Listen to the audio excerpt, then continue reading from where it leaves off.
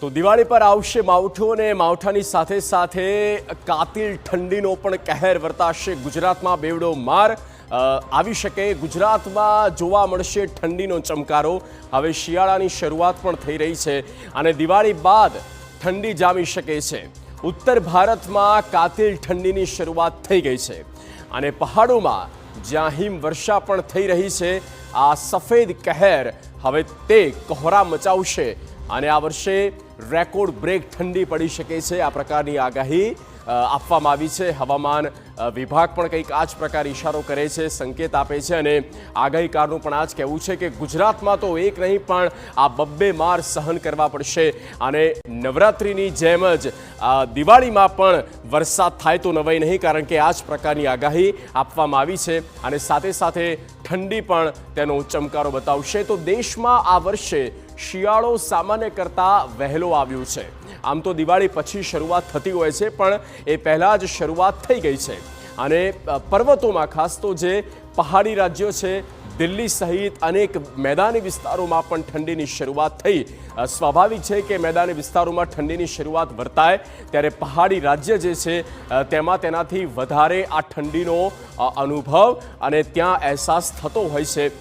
પર્વતોમાં હિમવર્ષાની વહેલા જ શરૂઆત થઈ ગઈ છે અને આ જ પ્રકારની પણ અનુભવ ત્યાંના લોકો કરી રહ્યા છે। તે હિમાચલ પ્રદેશ હોય કે પછી ઉત્તરાખંડ હોય કે જમ્મુ કાશ્મીર કેમ ન હોય, અને ત્યારથી લઈને મેદાની રાજ્યો દિલ્હી, પંજાબ, રાજસ્થાન ત્યાં સુધી ઠંડી તેની શરૂઆત અત્યારે થઈ ગઈ છે। ઉત્તર ભારતમાં ખાસ તો ઠંડીની શરૂઆત અને લા નોનાની સ્થિતિના કારણે આકરી ઠંડી પડી શકે છે। લા નીનાની સ્થિતિમાં કારણે આ આકરી ઠંડી પડી શકે તેવી પણ એક શક્યતા વ્યક્ત કરવામાં આવી છે। ભારતીય ઉપખંડના વાતાવરણ પર તેની અસર વહેલી શરૂ થઈ છે। આપને એ ટેકનિકલી બાબતો સમજાવી રહ્યા છે કે કઈ રીતે આ ઠંડી તેની શરૂઆત થઈ રહી છે।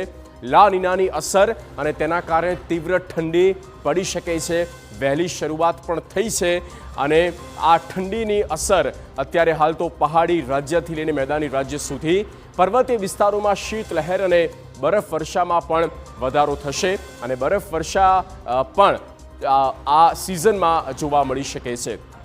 આમ ઉત્તર ભારતથી લઈને ગુજરાત સુધી વાતાવરણમાં કેટલાક ફેરફાર ચોક્કસ છે અને લાગી પણ રહ્યું છે કે ગ્લોબલ વોર્મિંગની પણ અસર આ માની શકાય।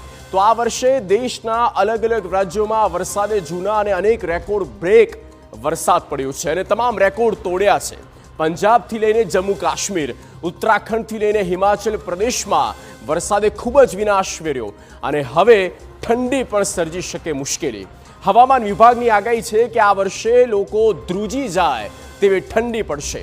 ઉત્તર ભારતના રાજ્યોમાં ઠંડી કહેર મચાવી શકે અને આપણા ગુજરાતમાં પણ હાડ થીજવતી ઠંડી જોવા મળી શકે।